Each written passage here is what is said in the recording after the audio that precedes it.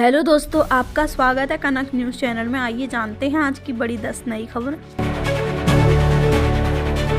राहुल गांधी की तरफ से बड़ी खबर। राहुल गांधी बार बार मायावती को कटघरे में क्यों खड़ा कर रहे हैं? कांग्रेस नेता राहुल गांधी का सवाल है, मायावती ठीक से चुनाव क्यों नहीं लड़ रही? और बीएसपी नेता ने जवाब में एक्स पर पोस्ट करते हुए लिखा, सवाल है कि राहुल गांधी को जवाब मिला क्या? क्या मायावती को टारगेट करके राहुल गांधी दलित वोटों को कांग्रेस के पक्ष में खड़ा करने की कोशिश कर रहे हैं? जैसे अंबेडकर के मुद्दे पर संसद में मुहिम चलाई थी। अमित शाह के अंबेडकर को लेकर दिए गए बयान के बाद राहुल गांधी ने काफी तेज अभियान चलाया था और अभियान को धार देने के लिए वो सफेद छोड़कर नीली टी शर्ट पहनने लगे थे। साथ में प्रियंका गांधी वाड्रा नीली साड़ी में नजर आती थी।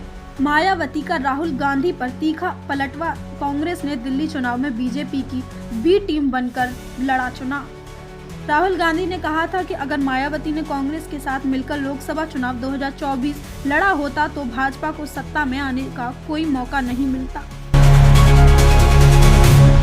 जो सफल नहीं होते वे लक्ष्य की समय सीमा बदलते हैं। अखिलेश यादव का बीजेपी पर हमला।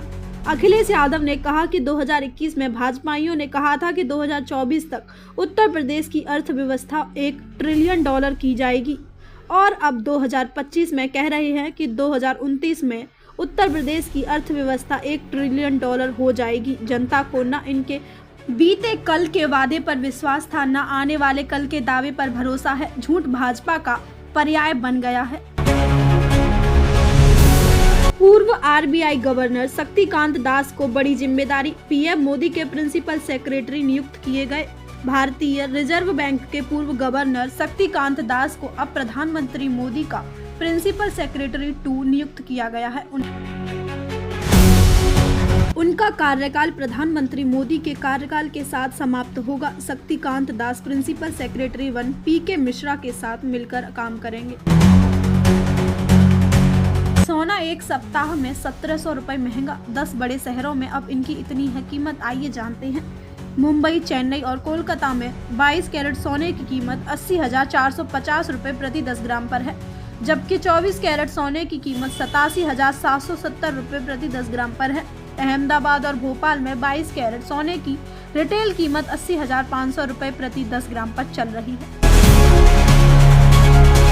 महाकुंभ का सबसे अधिक दौरा करने वाले पहले मुख्यमंत्री बने योगी आदित्यनाथ आज भी करेंगे दौरा। आजाद भारत का पहला महाकुंभ 1954 में 14 जनवरी से 3 मार्च तक लगा था। उस वक्त मुख्यमंत्री गोविंद बल्लभ पंत थे। वह 2 से 3 बार आकर पैदल व नाव से जायजा लेकर गए थे। उसके अलावा कोई अन्य सीएम इतनी बार महाकुंभ में नहीं आया। ग्लोबल वार्मिंग, पर्यावरण प्रदूषण की चेतावनी। योगी आदित्यनाथ। उत्तर प्रदेश के मुख्यमंत्री योगी आदित्यनाथ ने शनिवार को कहा कि ग्लोबल वार्मिंग, पर्यावरण प्रदूषण की चेतावनी है।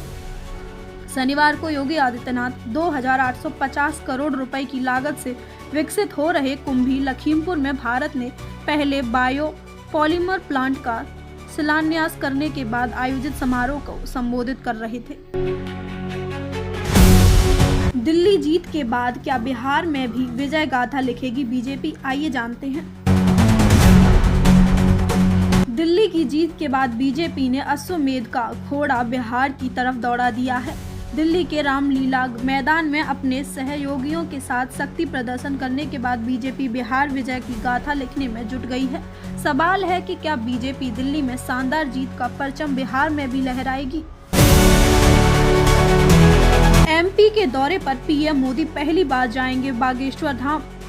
छतरपुर में करेंगे कैंसर अस्पताल का शिलान्यास। कार्यक्रम के मुताबिक प्रधानमंत्री दोपहर करीब 2 बजे बागेश्वर धाम हेलीपैड पहुंचेंगे और यहां से सीधा मंदिर जाएंगे। उसके बाद सभा स्थल पहुंचेंगे, लोगों को संबोधित करेंगे।